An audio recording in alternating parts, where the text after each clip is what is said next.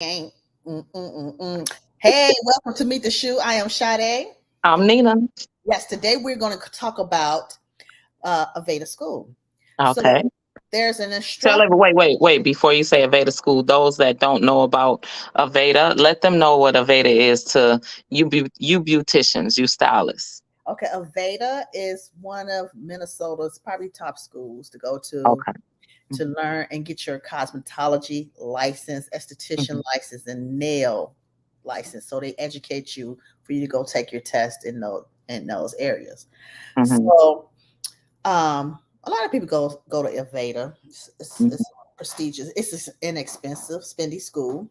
Hmm. Um, Everybody that goes there, they feel like the education is top notch. Hmm. But in that same token, you Hmm. get educated from education. It's not that many. I don't think ethnic instructors in Hmm. that particular school. Uh-huh. So you have an instructor that's pretty much talking about your appearance, how you should look as a Mhm. stylist. And Right. in the books, dress to impress, pretty much. Uh, Right. your appearance is everything, and that goes for anywhere in the corporate world. Hmm. People judge you the way you look, how you look, and I mean, hey, And is that for corporate America? Because um, they're starting to try to adapt more to a comfort feel, right? right, They're starting to adapt more to that, and right. I'm so thinking, seems like we're having to adapt to what they want. I mean, is that correct, or is that just staying for corporate standards? well, I guess corporate always had a dress code on how you should look: dress suit, pants, nice shirt, nice Mhm. skirt, or so forth. And everybody has adapted to Right. that look, not the, you know, blue collar look, wearing jeans and a t-shirt or whatever. It's most jobs, and I understand that. But the instructor, let me let you listen to a little bit of what she was saying. It's that within this industry, the idea Okay. is that your hair and makeup are done because you are presenting what you can actually do for your client or your guest. So are you saying you feel personally that head wrap on the top right corner is not done? Because how do we know what the hair looks like underneath? I mean, that's exactly it. Is how do you know what the hair looks like underneath? So it's that your hair, you should be showing off your hair. You shouldn't be covering it up or wrapping it up to hide it. Is the idea. Now So stop that's 1 second. Stop 1 second. Now I have a question to you about that statement that she just made. Now this is one of the top teachers at Aveda School, correct? right. And Correct. so my thing with her, what the statement that she just made, what is what who it almost makes you feel as though it's an attack, right? Exactly.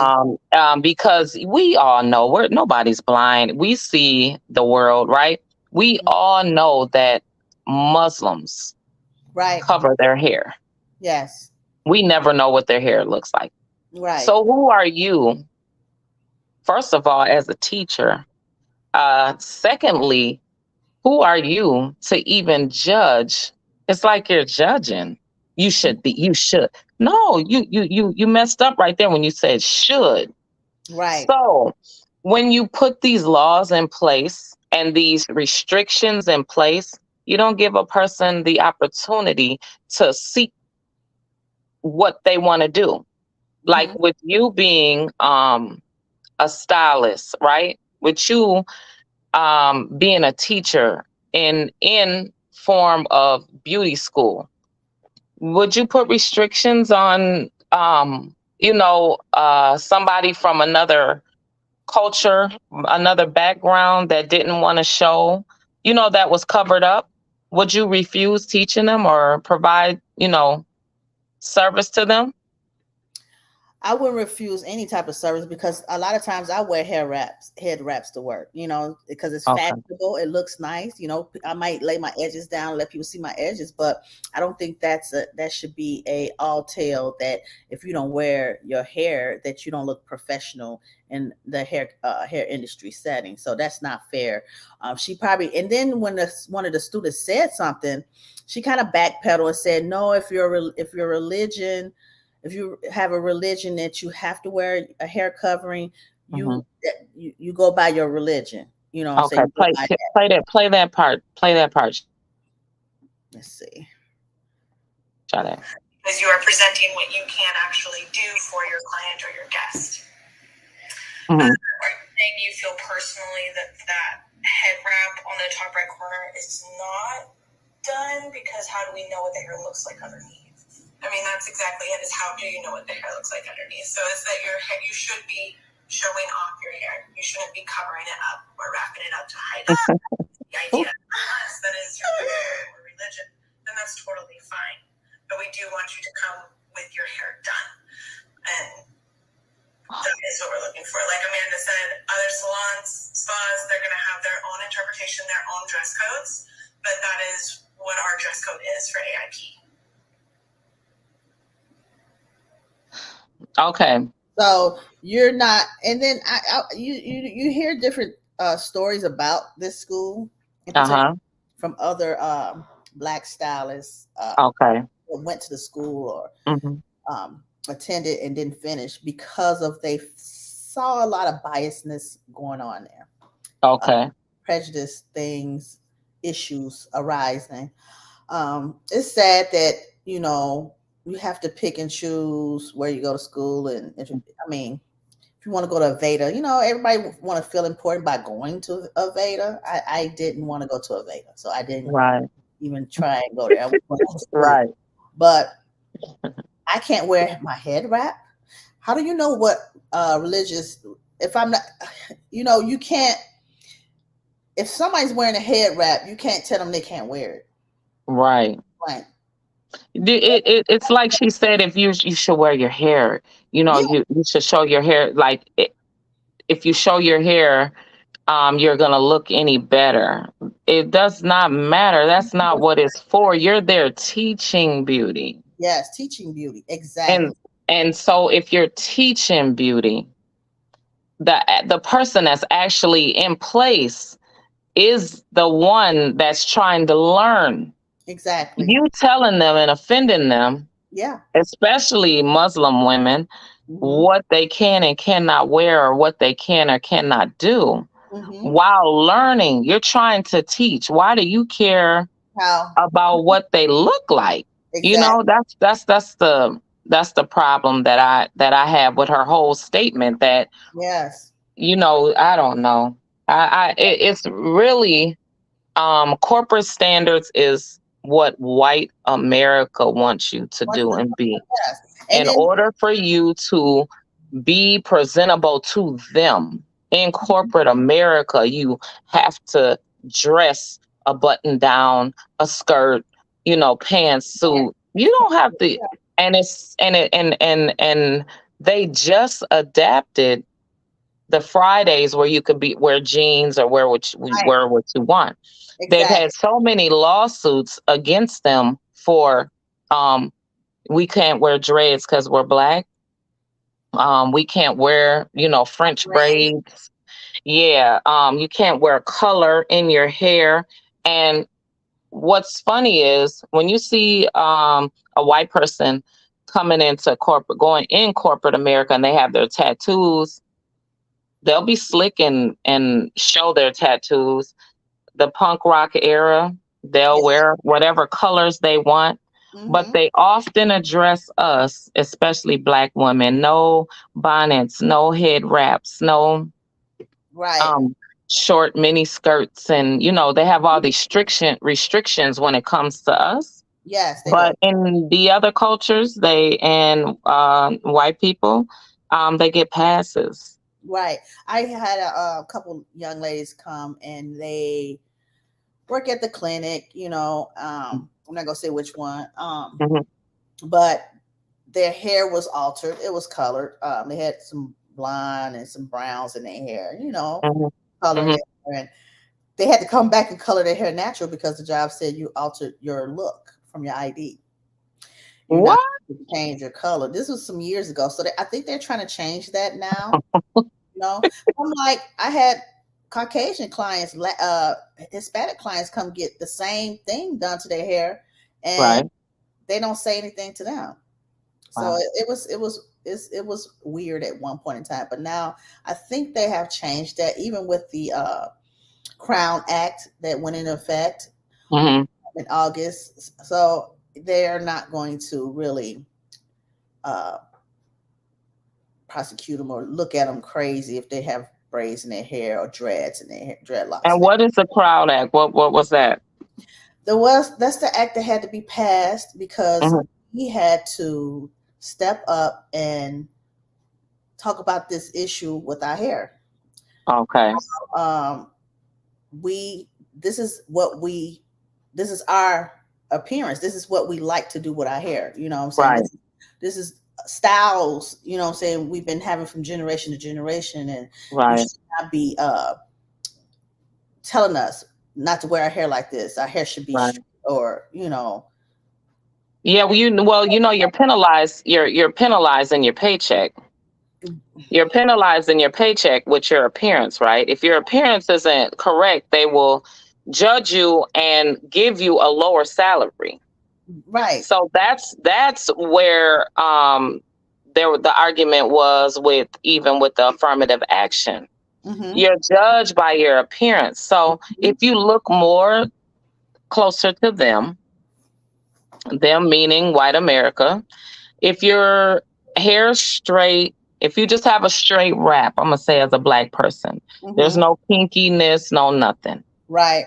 If you have no tattoos showing, maybe glasses or soft spoken, it's a guarantee that you'll keep your job, know, because you've converted. Now you can be as wild as you want to be outside of work, but in the workplace, you convert right down to, like you said, a button-up shirt, skirt, no nails on, can't have no fancy nails, not even that. And believe it or not, and it's more lately. In the past, I'm gonna say 3 years, I seen white girls' nails be bomb. I see white women's nails be off out of this world. Okay, beautiful. Yeah. Okay. Yeah. And I bet you, if they go into work and somebody dare to say something to them, and I'm talking long like ours now. I'm talking about the tap, tap, tap, tap, getting people together. The white girls that have some spice. You let them go up in there, and they don't have to be trying to act Black or nothing. No, they be themselves, right? Go up in there and corporate America and tell them that they can't have their nails on, or they will fight tooth and nail. Oh, literally. Their hair, don't you say nothing about their hair. No. They'll go up in there and they will fight on every act that it is to make sure you're not going to discriminate against them. Right. So it's a thing with us. Literally. Yeah. So the Crown Act means create a respectful and open world for natural hair. So that's a protection for us against discrimination. So if we wear our hair in braids, Nubian knots, they cannot discriminate against us due to our hair and our appearance. Okay. And now this is just Aveda school, because this is just a top-notch school in Minnesota, right? But around the world, I'm pretty sure there's laws in place, or regulations, I should say, in place for the people that, have braids, dreads, whatever, right? Exactly. Yeah. Okay. So hey, Aveda, y'all might get it right now. Now let's get to this Florida governor. So this man, I like this story. Ron DeSantis went to Iowa for the Iowa fair, So he was surrounded by his, people, the ones that feel Yeah. like he should be president, that's gonna vote for him and stuff like that. But we had a woman. Oh, She a couple of women, honey. couple women. There Yeah. was a bullhorn, and they were saying, go back to Florida. Yeah. Get out of Iowa. You go back to Florida. And what was the Right. church, Danita? What's I'm about to read it to you. What it was, not wanted in Florida. I mean in Iowa, right? right? Bitches get shit done. Bitches get shit done. That's the And church. these were white women, strong white women. And one of his security was laughing and tried to, with a bullhorn, tried to back her down. That white woman was like, no, He bitches tried to should hit get shit her. done. Yeah, Huh? he tried to hit her. Yeah, and she backed him up off of her. And she was not scared. She was not backing down. She told him to get on up out of here with that. This is for women's right. Women's right only. This is a women's right state right here.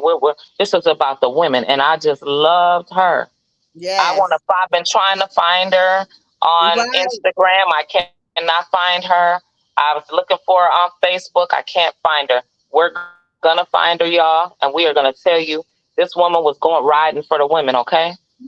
In a protester in Iowa was letting them know, like, you ain't want to hear, and you can get on up out of here with that crap you talking. He's the one that's against anything Black history.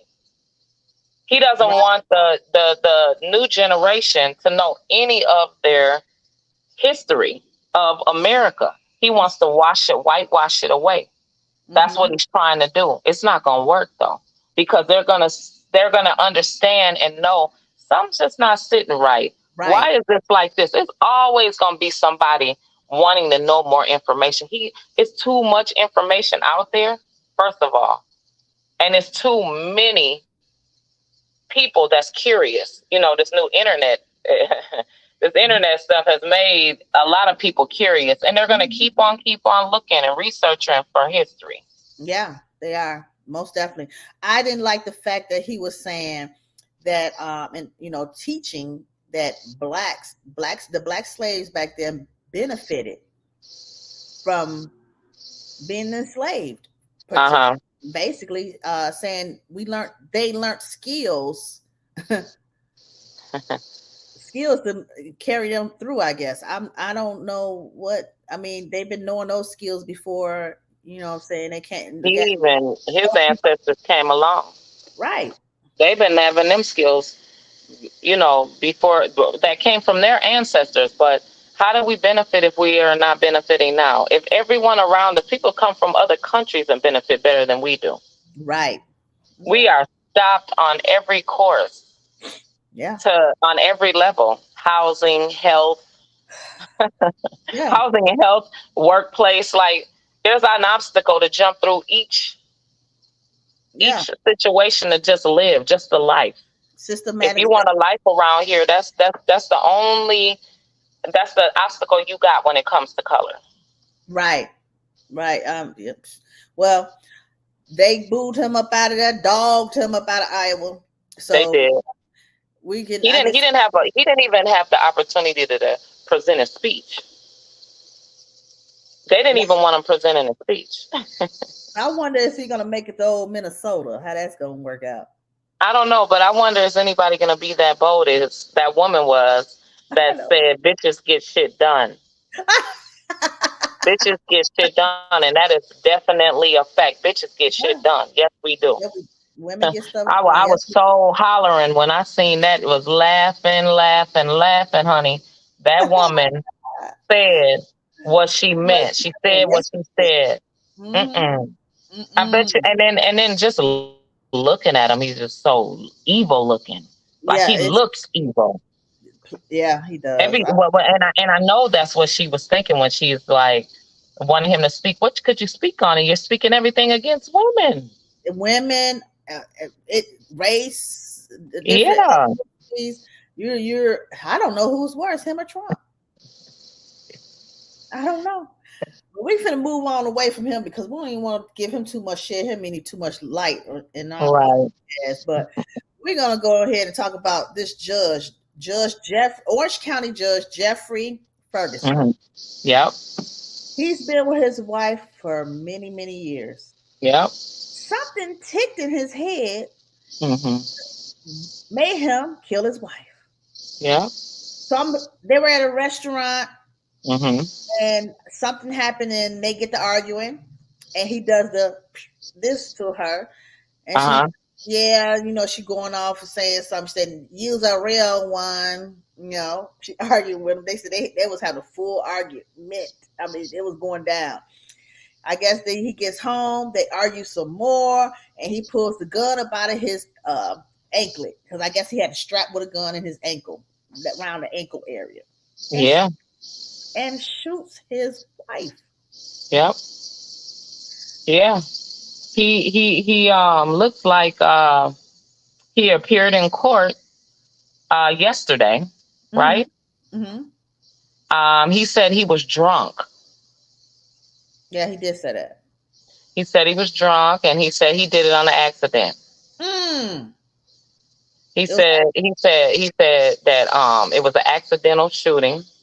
And the judge, he said his conditions are Superior Court Judge Jeffrey Ferguson, who that was the judge who did it, right? And he said who appeared in court in a suit and tie to surrender his passport and submit searches, and wearing a ankle monitor device for blood alcohol that content of a GPS that contains a GPS, right? Yeah. As a part of a bail, $1 million bail. So they let him out. When you they make people stay in jail, but I guess he posted bail, so I guess $1 million. Well, no, because they have that new law that they won't hold you in jail anymore. Everybody gets bail, right? Yeah, that's okay. And so, but here's the kicker. After he killed her, he called his employees under him and said, "I just messed up. I messed up. I did something wrong. I won't be into work tomorrow." Yes, he did. Oh my God. What the hell is that? You kill your wife of all those years, and you knew you messed up. Yeah, the Minister Society, you knew you effed up. Right. You knew you effed up, right? You knew you effed up. And so he contacted them immediately, the bailiff and the secretary. Yes, he did. The court clerk, and told them he would not be in the work. So my thing is, if you knew, you had enough sense to call and tell your coworkers that you weren't going to be, at work. Yeah. So you were in a very, very sane mind. Exactly. If you could pick up your phone and contact your employees, your coworkers, and tell them you will not be there because you effed up. Yes, he did. Where did they do that? Where did they do that? The very first thing of you committing a crime, you immediately sorry. I'm immediately sorry. Like, I immediately didn't mean it. What is that? I don't know. It's just getting weirder and weirder by the day. Oh my God. I'm sorry so fast. I'm sorry in 5 seconds. I just did it. Yeah. The thing about it is, what they're saying is, ladies and gentlemen, because it's women killing men too, seeking to kill them, stalking them out, watching them, all of that, right? Yes. Watch what you say.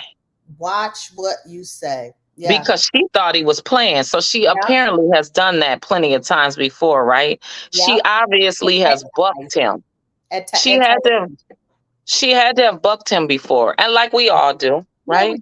You get into it with your mate and you say stuff that you don't mean. Right. And you test them.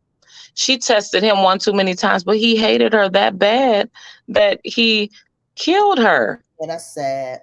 And the son was there. Ugh. That's what I'm saying. The son was there. Oh my God. I didn't know the son was there. I didn't even. Yeah. Wow. Son was there. And it's really really sad that he had to even witness the noise, the conversations, Yeah. the arguments, the words in the argument, and then boom, you kill my mom. Yeah. That is horrible. Yes, it is. Oh my goodness. Well, we will keep and see how much time he get for this. I don't think a lot. You don't think he's gonna get a lot of time? I don't think so. He's gonna read the Is law. it a crime? It wouldn't be considered a crime of passion, would it? Could be, it kind of, or just mentally insane for a moment. Temporarily insane? Yes. Temporary insanity? Yeah. In the heat of the moment? Heat of the moment, crime of passion. But you know what? He knows the law, so I'm quite sure he's going to work it to his advantage. He knows the inside and the out. He's a judge, so I don't think he's going to. Oh, and then he's got home confinement, everybody. He's home. He's got home confinement. He's got a GPS monitor on his leg. He can go and do whatever he wants. And I'm pretty sure since he's the law, right? He can work his way around drinking because he ain't gonna stop drinking because they told him so. No.